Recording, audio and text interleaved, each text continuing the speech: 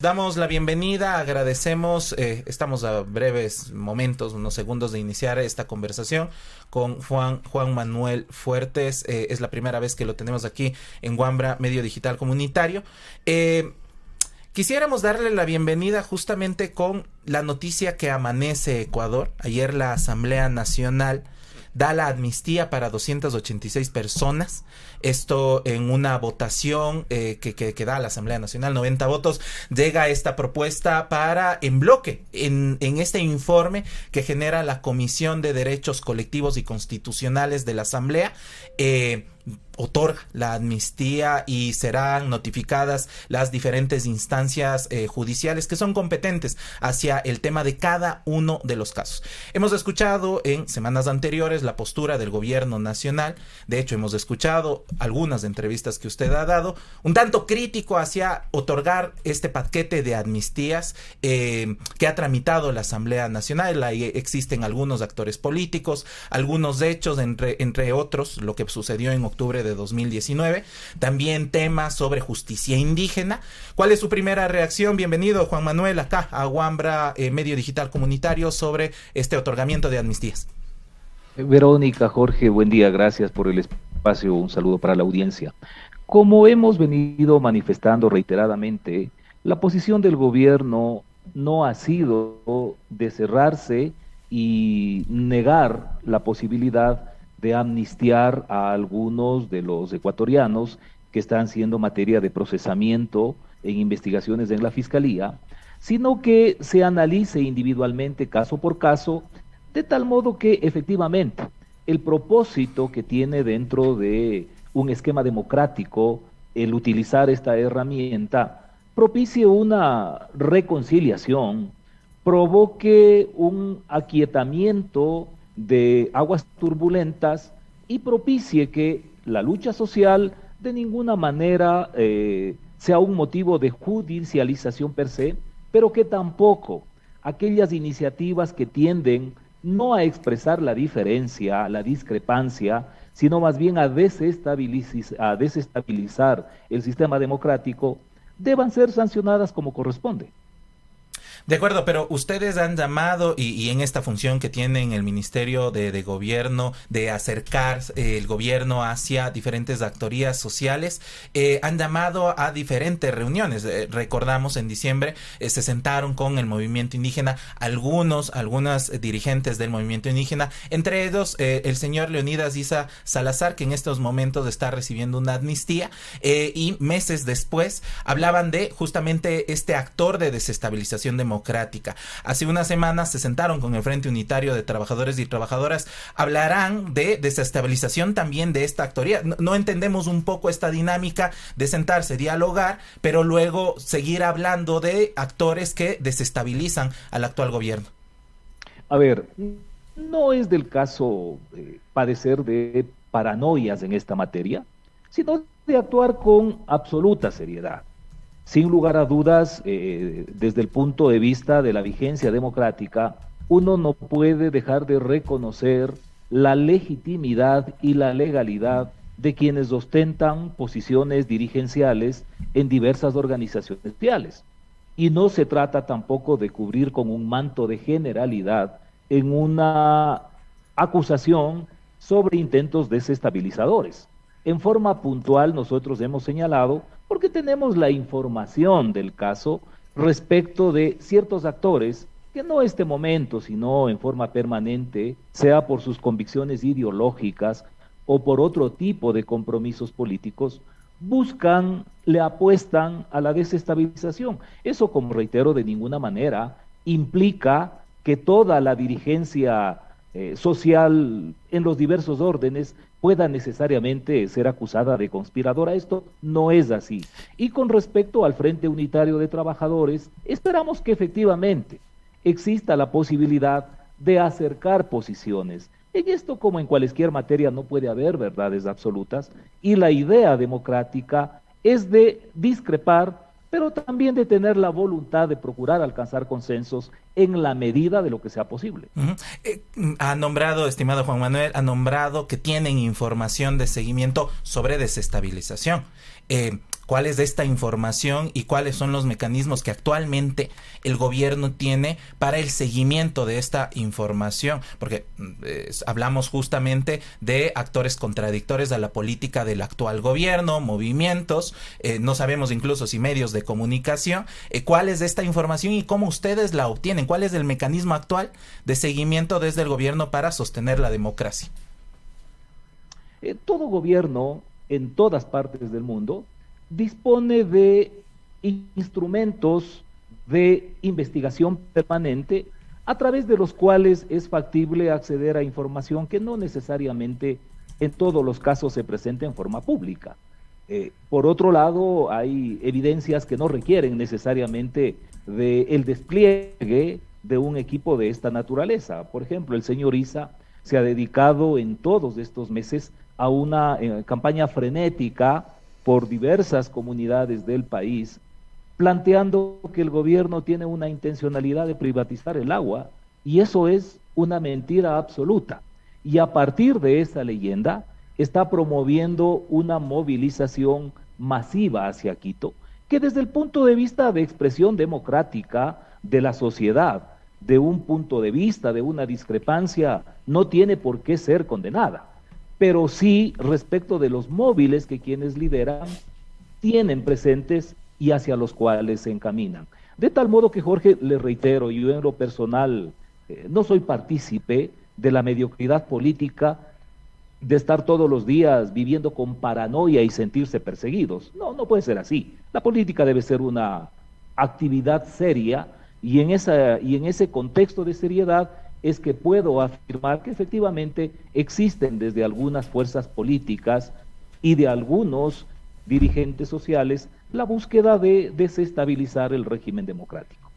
Ahora, señor Fuertes, muy buenos días. Verónica Calvo-Piña le saluda. Usted ha mencionado que el gobierno de Guillermo Lasso ha intentado pacificar el país. Además, digamos que se han identificado a posiblemente algunos elementos de una desestabilización política. Pero en este marco de este discurso, ¿dónde entran los sucesos del martes 8 de marzo, donde vimos varios efectivos policiales, una amplia despliegue en las marchas del 8M, represión acá en las calles de Quito, de Guayaquil? ¿Cómo esto, digamos, empata también con este tema de pacificar el país? Verónica, le reitero mi saludo. Bueno, no existe una vinculación en torno a la afirmación respecto de intentos de desestabilización con lo que ocurrió antes de anoche.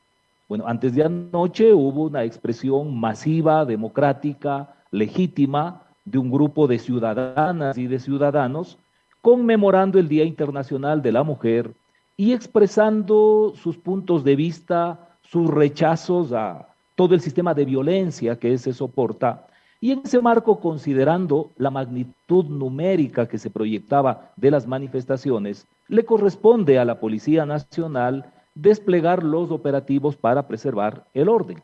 Ciertamente, en algunos momentos, en algunos lugares, excepcionalmente se han producido incidentes de diversa magnitud, los cuales, a juzgar por los indicios iniciales con los que se cuenta, han dado lugar para que ya se despliegue esto que en el orden jurídico policial se llama una iniciativa a efectos de verificar cuál ha sido el comportamiento de algunos efectivos policiales en la búsqueda del esclarecimiento de los hechos y de sancionar a quienes hayan desbordado el límite que normativamente deben guardar los efectivos del orden. Incidentes, señor Fuertes, porque lo que vimos fue una agresión concreta a jóvenes comunicadoras, no solamente la periodista de nuestro medio, Viviana Erazo, sino además a otras comunicadoras en el país. Desde Guayaquil, por ejemplo, las compañeras feministas nos comentaban, por ejemplo, el capitán Jackson Antonio Maldonado impidió la movilización a pesar de tener permisos en mano de la marcha. Me parece que en esto es conveniente tratar de, en la medida de lo que esté al alcance, guardar la objetividad que la situación amerita. Es decir, uno no puede ocultar determinados incidentes, posibles desbordamientos por parte de las fuerzas del orden que pueden haber ocurrido, pero tampoco se trata de establecer como una característica general que respecto de la manifestación se ha producido una represión. No. Aquí, de acuerdo a los protocolos que debe seguir la Policía Nacional, se han desplegado las acciones y en función de eso, en lo básico, fue una manifestación de carácter pacífico, sin mayores incidentes, pero hay que reconocerlo, en determinados momentos y en ciertos lugares se han producido hechos que requieren una investigación y de comprobarse que efectivamente se ha transgredido por parte de los policías, sean oficiales o miembros de la tropa, lo que en términos de responsabilidad les corresponde, tiene que ser sancionados, porque eso implica el vivir en un régimen de derecho. Tenemos un comunicado que ayer en horas de la tarde en la cuenta de Twitter desde la Policía Nacional señala que la manifestación intentó ingresar a zonas restringidas. Preguntarle, ¿es la Plaza Grande una zona restringida? ¿Por qué se cataloga como una zona restringida a partir de este comunicado? ¿Y para qué tipo de movilizaciones es una zona restringida? Porque en octubre del año anterior veíamos una masiva movilización en apoyo al actual presidente Guillermo Lasso, algo que no ocurrió este martes, que intentaron ingresar a la Plaza Grande. Me parece que podemos convenir, y esto desde la más absoluta seriedad y objetividad, que dependiendo de la naturaleza de la manifestación, de la cantidad de actores, de quiénes son los actores, existen determinados riesgos de que eventualmente pueda haberse afectado el orden público, la propiedad privada, en fin. Y a partir de esto es que la policía toma algunas prevenciones. Y en función de ello, lamentablemente, esto no debería ser así. Me parece en lo personal absolutamente indebido que el centro de la capital de la República esté permanentemente envallado, porque da la sensación de que la democracia está sitiada. No debería ser así. Pero frente a la posibilidad de los riesgos, es que la Policía Nacional determina zonas en las que cuando se organizan determinado tipo de manifestaciones se las considera restringidas. No es por otra razón. Lamentablemente existen antecedentes en los que también de parte de los manifestantes ha habido un desbordamiento, y esto es lo que conduce a que se provoquen este tipo de limitaciones. Ojalá respetando democráticamente el derecho de todos los ecuatorianos a expresarse, se pudiese llegar a convenir en que efectivamente una muestra de discrepancia o de rechazo no necesariamente implique ningún riesgo, de tal manera que cualquier sitio público sea accedido por la ciudadanía. Y justamente nos preguntamos entonces, las mujeres con niños, con niñas, con mascotas, mujeres adultas mayores, para la política de seguridad del actual gobierno el día martes, ¿qué nivel de desestabilización para el país o de incidencia generaban al intentar ingresar a la Plaza Grande? Porque se ha hablado desde el discurso político de este gobierno de distanciarse con algunas actuaciones de anteriores gobiernos, del gobierno de Lenín Moreno, del gobierno de Rafael Correa, pero están sosteniendo la misma política de cercar Carondelet. Lo recordábamos en manifestaciones en 2015, 2013, 2019. Quizá va a tomar algún otro rumbo, algún cambio, justamente que no se sienta que la democracia está cercada. ¿Qué acciones tomarán al interior del gobierno? Jorge, le reitero, al menos de parte del gobierno no existe ninguna inculpación respecto de que la marcha de antes de ayer haya tenido fines desestabilizadores, bajo ningún punto de vista. Sin lugar a dudas, cuando existe una multitud en la magnitud que se desplegó por parte de ciudadanas y ciudadanos el 8 de este mes, siempre existen riesgos, ¿no? Uno no puede garantizar el comportamiento de miles de personas. Siempre existe la posibilidad, por los motivos que fuesen, de que eventualmente exista algún desborde. Me parece más bien que esto deberíamos verlo como una oportunidad democrática. Es decir, en la medida que desde quienes lideran este tipo de expresiones no existen otros objetivos que no sea la democrática manifestación de expresar pacíficamente sus puntos de vista. Esto debería ser más bien materia de un acompañamiento de las fuerzas del orden y de reducir al mínimo los riesgos de que esto exista. Yo le confieso, Verónica, Jorge, con absoluta sinceridad, lo que ha ocurrido el día de antes de ayer, en función de las reacciones públicas que esto ha provocado, a mí me ha dado margen para aprender muchísimo de lo que implica el movimiento feminista, porque uno mira desde fuera y sí incurre en equivocaciones respecto de algunos temas simbólicos, por ejemplo, porque, por decirles, el tema de las antorchas, mirado desde el punto de vista de la policía, puede ser una amenaza, pero entendemos que en el orden de quienes se manifestaron, eso tiene otro simbolismo absolutamente alejado de lo que piensan las fuerzas del orden. Por eso yo señalo que me parece más bien que esto hay que tomarlo como una oportunidad para ir encaminando el reconocimiento de la sociedad diversa y en medio de ese pluralismo buscar mecanismos de convivencia democrática que respeten los derechos de todos. Y en ese entendimiento que ha tenido en estos últimos días, también poner sobre la mesa la agenda de exigencia, porque si bien hay acciones simbólicas, no es un desfile, estaba una movilización con varios temas pendientes, entre ellos el veto del señor presidente de la República, Guillermo Lasso, a la ley de interrupción voluntaria del embarazo. Ahí hay una acción concreta de exigencia política. ¿Cuál será la respuesta? La hemos escuchado, que en los próximos días el presidente enviará el veto a la Asamblea Nacional, porque corresponde en el tema técnico legislativo, el tiempo que le dan al gobierno nacional. ¿Cuál será la respuesta a estas miles de mujeres que están pidiendo garantizar lo que ya la Corte Constitucional demandó? Empiezo por lo último. No conozco exactamente cuál va a ser el pronunciamiento concreto que va a tener el presidente de la República respecto de este pronunciamiento legislativo. Sin embargo, y por allí yo estimo que desde el punto de vista general, porque este no es el único tema que seguramente tenemos ni vamos a tener en el futuro que provenga desde los sectores que impulsan estas causas. Lo adecuado es reconocer que la democracia es un sistema de discrepancias. En esencia, el sistema democrático lo que permite es el pensamiento y la expresión diferente.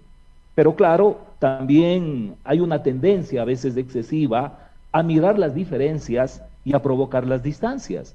Y lo que debemos propender en el marco de la racionalidad es de a partir del diálogo ir encontrando formas de acortar esas distancias e ir arribando a consensos, porque en última instancia, ni exclusivamente la legitimidad de la autoridad que conforme a las reglas del juego le faculta para emitir pronunciamientos, ni la decisión de la mayoría necesariamente le otorgan racionalidad al sistema. Lo lógico, lo que le daría más riqueza a la democracia es que se convierta en un sistema de consensos. Y en ese orden de cosas nosotros diariamente, en forma permanente, estamos en diálogos con diversos sectores y actores sociales. No necesariamente esto tiene expresión mediática, sin embargo, como parte de la responsabilidad y de la convicción, todo el tiempo estamos afrontando conflictos que tienen que ver con discrepancias, acercando posiciones, gestionando los problemas y tratando de ser posible, en acuerdo, encontrar soluciones. Ahora, señor Fuertes, algo que me queda como bastante duda y preocupación es que usted ha mencionado que un poco los operativos policiales, los incidentes que aparentemente se produjeron el día martes, obedecen un poco a la masiva manifestación, al número de manifestantes que tuvo la marcha del 8M. ¿Cuál es el número entonces de marchantes que estaría apropiado para entrar a la Plaza Grande, por ejemplo? Porque recordemos que en octubre hubo una manifestación a favor del gobierno y que sí entró. Sí, a ver, Verónica, precisemos, yo no estoy diciendo que sea por el número que se producen los incidentes. Lo que estoy señalando es que desde el punto de vista potencial, y con esto no me estoy inventando absolutamente nada, sino que la realidad determina eso. mientras más grande es el número, siempre existen más posibilidades de que puedan aisladamente provocarse incidentes. Y es, me imagino, no solo en este caso, sino en cualquiera, siempre un poco complicado para quienes lideran el poder controlar absolutamente a todos quienes se manifiestan. De tal modo que no tiene nada que ver la cantidad con que la policía actúe de una forma o de otra en términos del uso progresivo de la fuerza, por ejemplo. No se trata de eso. En todo caso, le reitero, lo que ha acontecido debe ser un espacio que nos permita la oportunidad de dialogar con las fuerzas del orden para ir entendiéndonos mutuamente, porque como que nos falta esto, conocer realmente quién es el otro, qué piensa el otro, y regularmente partimos de muchos prejuicios mutuos. Es decir, que algo puede cambiar de aquí en miras a la marcha, por ejemplo, del 1 de mayo u otras manifestaciones. ¿Podría cambiar algo? Debe cambiar, tiene que cambiar.